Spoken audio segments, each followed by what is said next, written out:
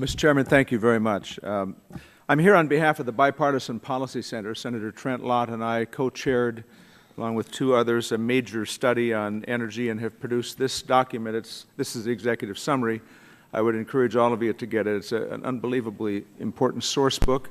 And we're hoping that the House and the Senate will hold a hearing on this, because we have tried to create what we think could represent bipartisan opportunities for policy changes in the area of energy. So the last time I left the House, by the way, in 1992, went to the Senate, spent my next 18 years there. The last time I was in this room was in 2007 as an energy conferee. And at that point, FERC had said we were running out of natural gas, 2007. So times change a bit. That's only 6 years ago, 5.5 years ago. We were running out of natural gas. An old Indian chief once said that the success of a rain dance depends a lot on timing. Well, timing is everything, and timing here with respect to where we were in 2007 versus now is unbelievably interesting. So let me talk about four major ways that the energy circumstances have changed on the planet. First of all, U.S. supply. We're producing more, a lot more oil and gas, but also producing more renewable energy.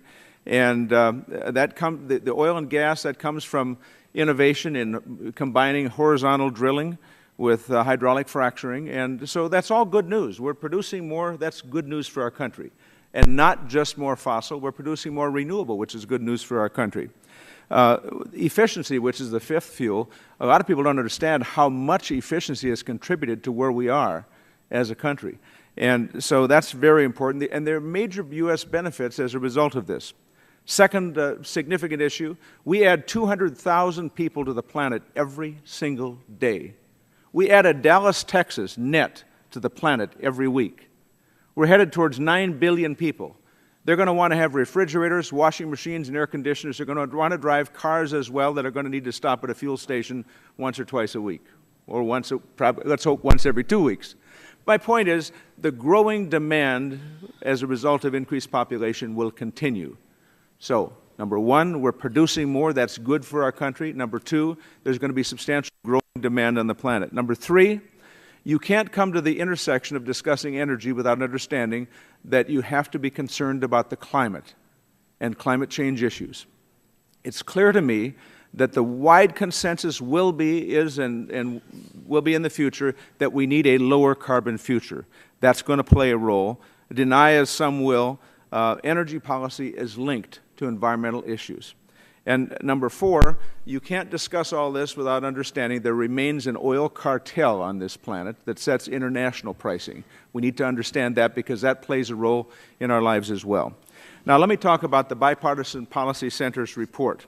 The major issues there are diverse sources. We say, yeah, this is great news on oil and gas. It's transformative for our country in lots of ways.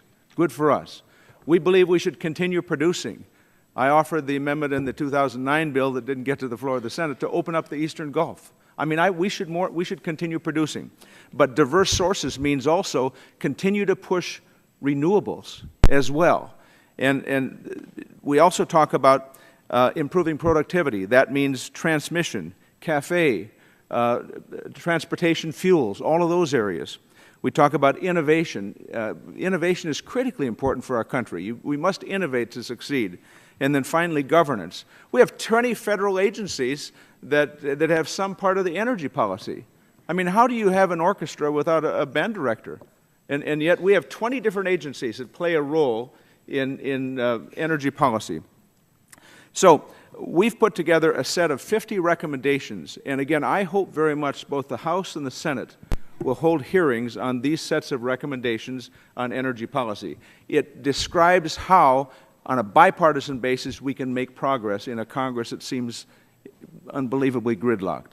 We had an advisory group of 20 people, CEOs from every part of the political spectrum, public policy groups and corporations and so on, as we created this document.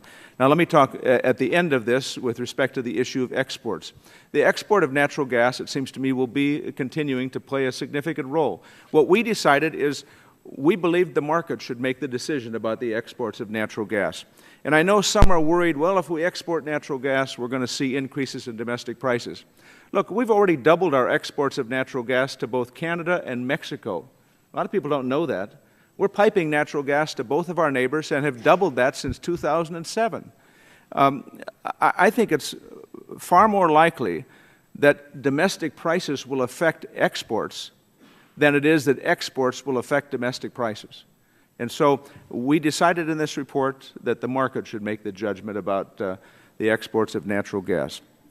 So, Mr. Chairman, again, I'm going to ask the Bipartisan Policy Center if we might provide, I think I just gave the last copy I had to Bennett Johnson. This is the full copy, but I'd love to have all of you have a copy of this. It is an unbelievably good source book for virtually all areas of energy, with 50 recommendations that I think could advance the bipartisan interest of this country and this Congress.